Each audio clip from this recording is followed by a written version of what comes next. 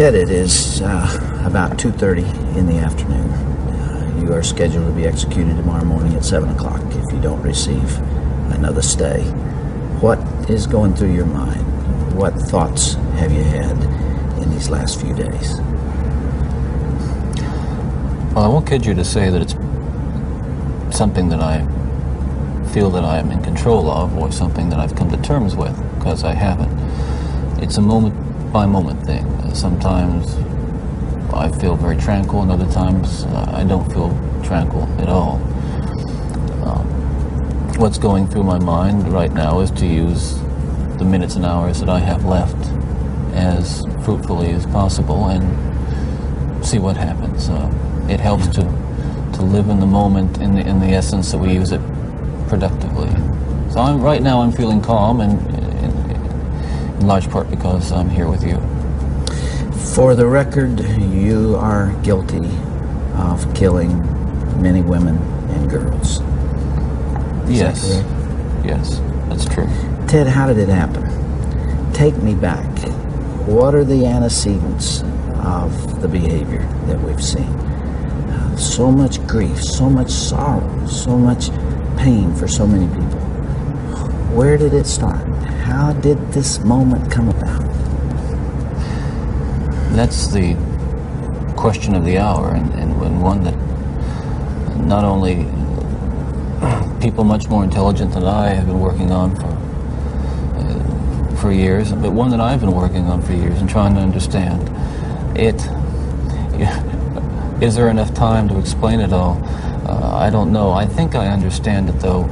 Understand what happened to me, to the extent that I can see how certain feelings and ideas developed in me to the point where I began to act out on them. Certain very violent and very destructive feelings. All right, let's go back then to those roots. First of all, you, as I understand it, were raised in what you consider to have been a healthy home. Absolutely. You were not physically abused. You were not sexually abused. You were not emotionally abused. No, no way. And that's part of the tragedy of this whole situation, is because I grew up in a wonderful home with two dedicated and loving parents, one of 5 brothers and sisters. A home where we as children were the focus of my parents' lives, where we regularly attended church, 2 Christian parents who did not drink, they did not smoke, there was no gambling, there was no physical abuse or fighting in the home. I'm not saying this was Leave It to Beaver. It wasn't a perfect home. No, I don't know that such a home exists, but it was a fine, solid Christian home, and nobody, I hope no one will try to take the easy way out and to try to blame or otherwise accuse my family of contributing to this, because I know, and I'm trying to tell you as honestly as I know what happened, and I think this is a message I want to get across.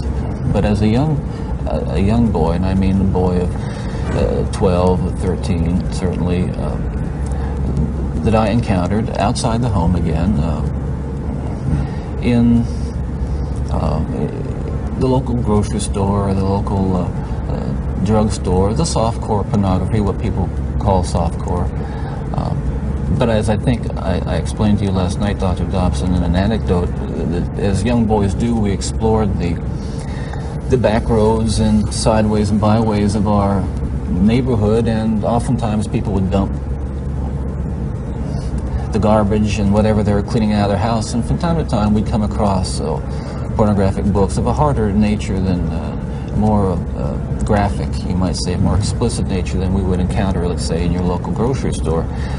And this also included such things as, let's say, detective magazines and more hard. Those that involve violence. Yes, and and this is something I think I want to emphasize, is the most damaging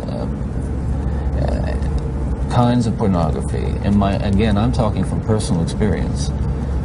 Hard, real, personal experience. The most damaging kinds of pornography are those that involve violence and sexual violence, because the wedding of those two forces, as I know only too well, brings about behavior that is just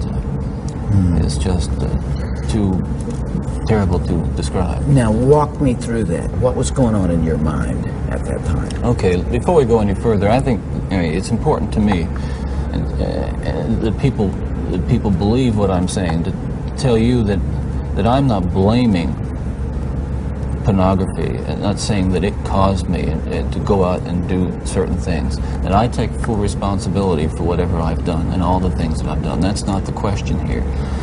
The question and the issue is how this kind of literature contributed and helped mold and shape the kinds of violent behavior. It fueled your fantasies, didn't it? Well, in the beginning it fuels this kind of thought process. Then, at a certain time, it's instrumental in what I would say crystallizing it, making it into something which is almost like a separate entity inside.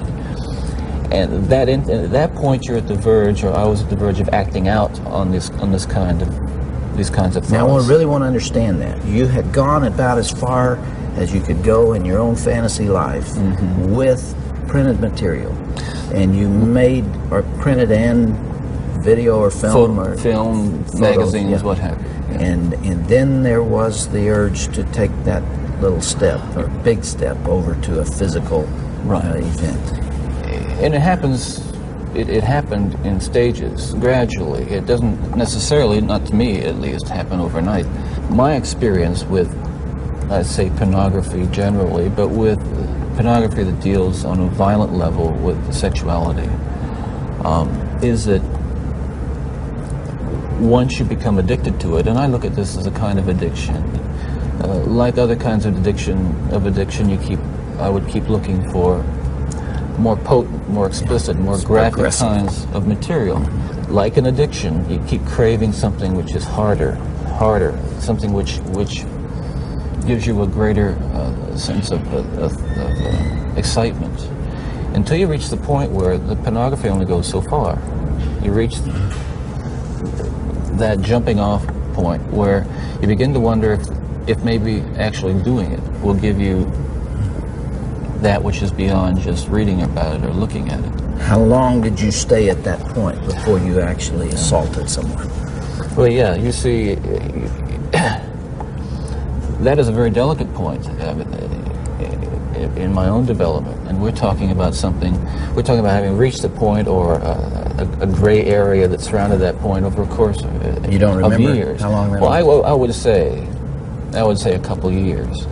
And what I was dealing with there were very strong inhibitions against criminal behavior or violent behavior that had been conditioned into me, bred into me in my environment, in my neighborhood, in my church, in my school. Things which said, no, this is wrong. I mean, even to think of it is wrong, but certainly to do it is wrong. And I'm on that edge, and you might say the last vestiges of restraint, the barriers to actually doing something were being tested constantly and assailed through the kind of fantasy life that was fueled largely by pornography. Do you remember what pushed you over that edge? Do you remember the decision to go for it? Do you remember where you decided to throw caution to the wind? Again, when you say pushed, I know what you're saying. I don't want to infer again. I understand that. That I was some helpless kind of a victim, and yet we're talking about an influence that is the influence of violent types of media and violent pornography, which was an indispensable link in the chain of behavior, the chain of events that led to the behaviors, to the assaults, to the murders, and what have you. It's a very difficult thing to describe.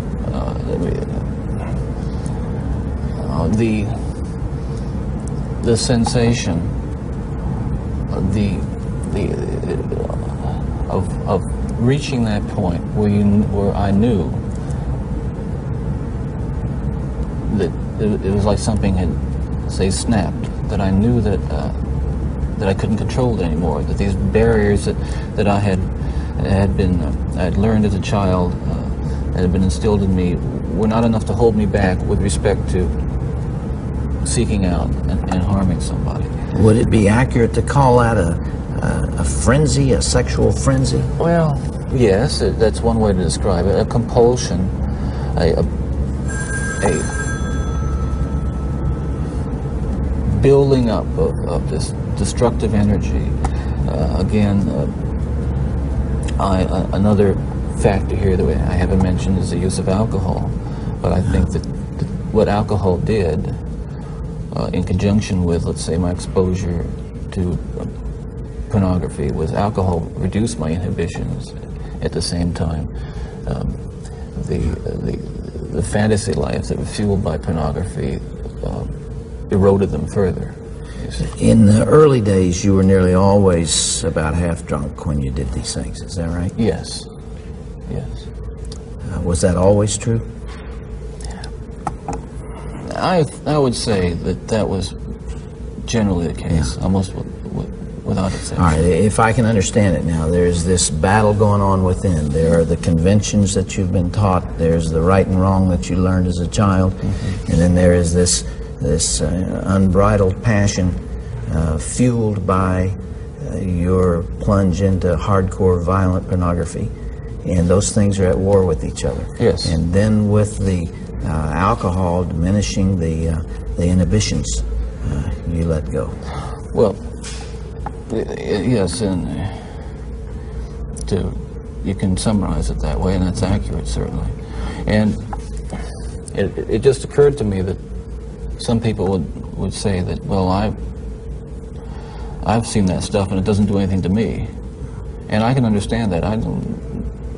Virtually everyone can be exposed to so-called pornography, and while they're aroused to it to one degree or another, not go out and do anything wrong. Well, addictions are like that. They affect some people more than they affect others. Well, but there is a percentage of people affected by hardcore pornography in a very violent way, and you're obviously one of them. That was a major component, and I don't know why I was vulnerable to it. All I know is that it had an impact on me that was just so central to the development of the violent behavior that I engaged in. Ted, after you committed your first murder, what was the emotional effect on you? What happened in the days after that?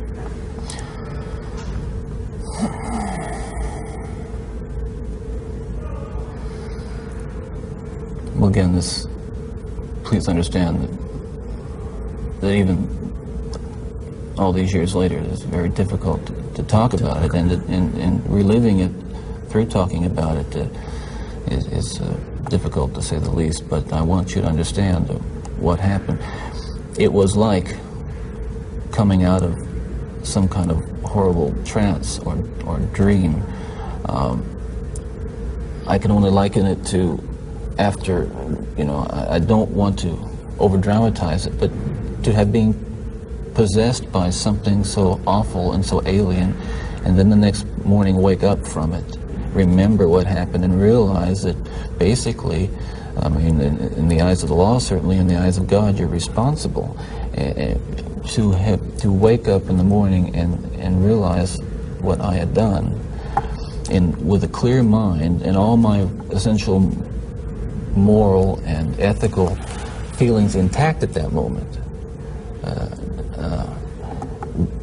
Absolutely horrified that I was capable of doing something like that. You really hadn't known that before? There is just absolutely no way to describe, first, the brutal urge to do that kind of thing, and then what happens is, once it has been more or less satisfied and recedes, you might say, or spent, that sense, that kind of energy level recedes, and basically I became myself again. I want people to understand this too, and I'm not saying this gratuitously, because it's important that people understand this, that basically I was a normal person. I wasn't some guy hanging out at bars or a bum, or I wasn't a pervert in the sense that, you know, people look at somebody and say, I know there's something wrong with him, and just tell. I mean, I was essentially a normal person. I had good friends. I led a normal life, except for this one small but very potent and very destructive segment of it that I kept very secret and very close to myself and didn't let anybody know about it. And part of the shock and horror from my dear friends and family years ago when I was first arrested was that there was no clue. They looked at me and they looked at the all-American boy, and I mean, I wasn't perfect, but I want to be quite candid with you. I was okay. I was. The basic humanity and basic spirit that God gave me was intact, but unfortunately it became overwhelmed at times. And I think people need to recognize that it's not some kind of those of us who have been so much influenced by violence in the media, in particular pornographic violence, are not some kinds of inherent monsters. We are your sons and we are your husbands. And we grew up in regular families. And pornography can reach out and snatch a kid out of any house today. It snatched me out of my home. It snatched me out of my home 20, 30 years ago. And as diligent as my parents were, and they were diligent in protecting their children, and as good a Christian home as we had, and we had a wonderful Christian home, there is no protection against the kinds of influences that are loose in a society that tolerates. You feel this really deeply, don't you? Ted, outside these walls right now, there are several hundred reporters that wanted to talk to you. Yeah. And you asked me to come here from California because you had something you wanted to say. This hour that we have together is not just an interview with a man who's scheduled to die tomorrow morning. I'm here and you're here because of this message that you're talking about right here. You really feel that hardcore pornography and the doorway to it, softcore pornography, is doing untold damage to other people and causing other women to be abused and killed the way you did others. Listen, I'm no social scientist, and I haven't done a survey. I mean, I don't pretend that I know what John Q. Citizen thinks about this. But I've lived in prison for a long time now. And I've met a lot of men who were motivated to commit violence just like me. And without exception, every one of them was deeply involved in pornography, without question, without exception, deeply influenced and consumed by an addiction to pornography. There's no question about it. The FBI's own study on serial homicide shows that the most common interest among serial killers is pornography. That's true. And it's real. It's true. Ted, what would your life have been like without that influence?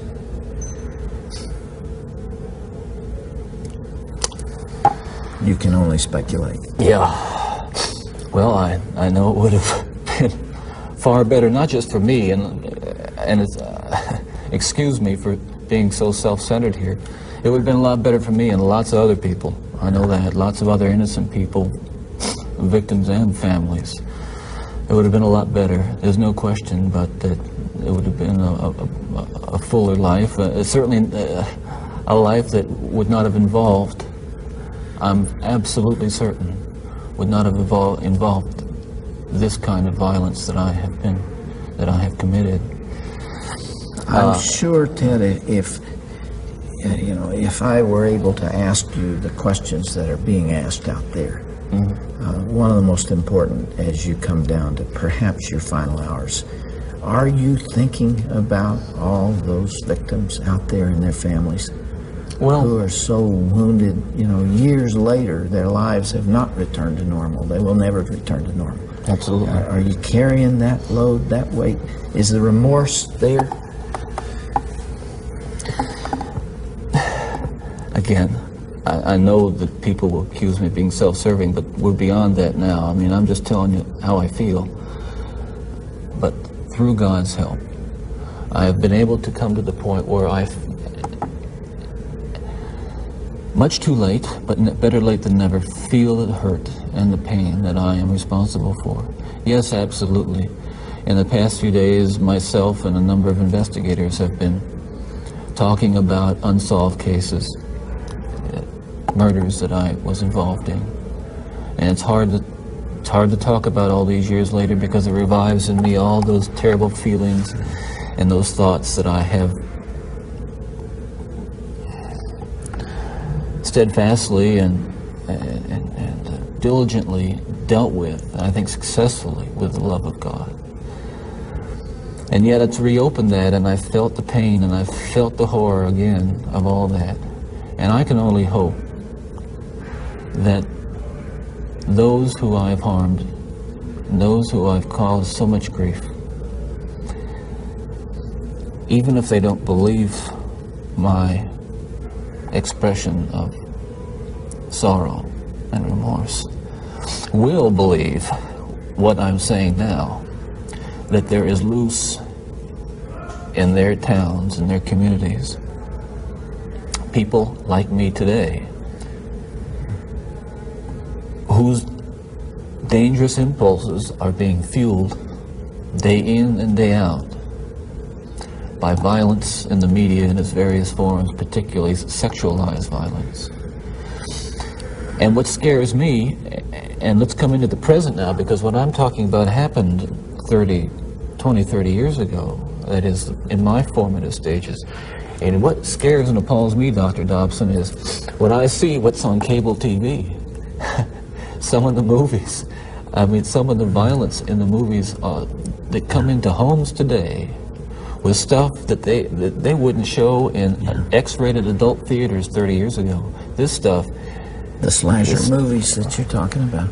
That stuff is, I'm telling you, from personal experience, the most, that is graphic violence on screen, particularly as it gets into the home to children who may be unattended or unaware that they may be a Ted Bundy who has that vulnerability to that predisposition to be influenced by that kind of behavior, by that kind of movie, that kind of violence.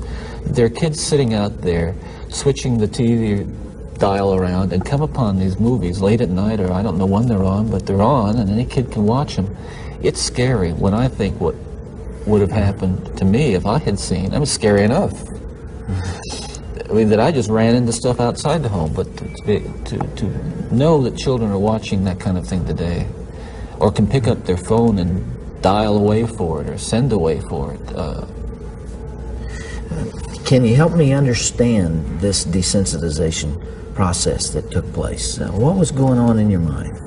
Well, by desensitization, I describe it in specific terms is that each time I'd harm someone, each time I'd kill someone, there'd be an enormous amount, especially at first, enormous amount of horror, guilt, remorse afterwards. But then that impulse to do it again would come back even stronger. Now, believe me, I didn't...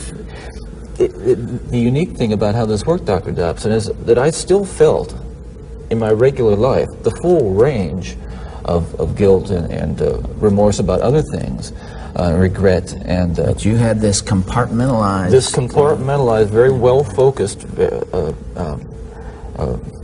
very sharply focused area where it was like a black hole. It was like a, like a crack, and everything that fell into that crack just disappeared. Does that make sense? Yeah, it does. One of the final murders that you committed, of course, was apparently little Kimberly Leach, 12 years of age. I think the public outcry is greater there because an innocent child was taken from a playground. What did you feel after that? What was there? Were there the normal emotions 3 days later? Where were you, Ted? I can't really talk about that right now. That's weird. That's too painful. I would like to be able to convey to you what that experience is like, but I can't. I won't be able to talk about that. Okay.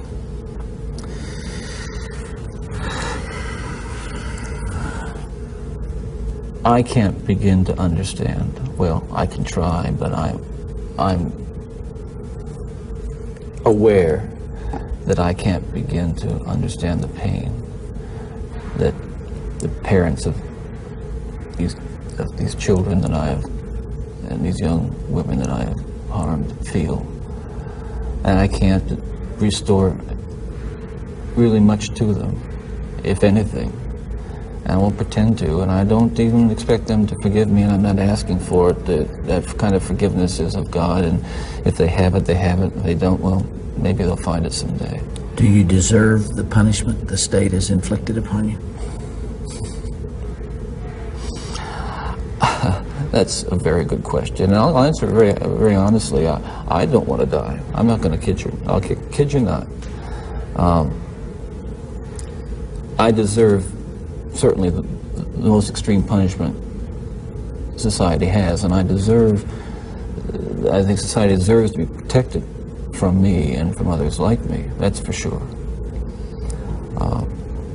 I think what I hope will come of our discussion is I think society deserves to be protected from itself, because as we've been talking, there are forces at loose in this country, particularly, again, this kind of violent pornography,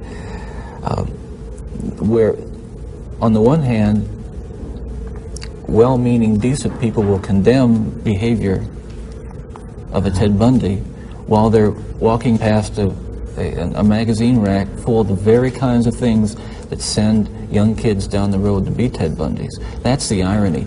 We're talking here not just about more. What I'm talking about is going beyond retribution, which is what people want with me. Going beyond retribution and punishment, because there is no way in the world that killing me is going to restore those beautiful children to their parents and correct and soothe the pain. But I'll tell you, there are lots of other kids playing in streets around this country today who are going to be dead tomorrow and the next day and the next day and next month, because other young people are reading the kinds of things and seeing the kinds of things that are available in the media today. Ted, as you would imagine, there's tremendous cynicism about you on the outside, and I suppose for good reason.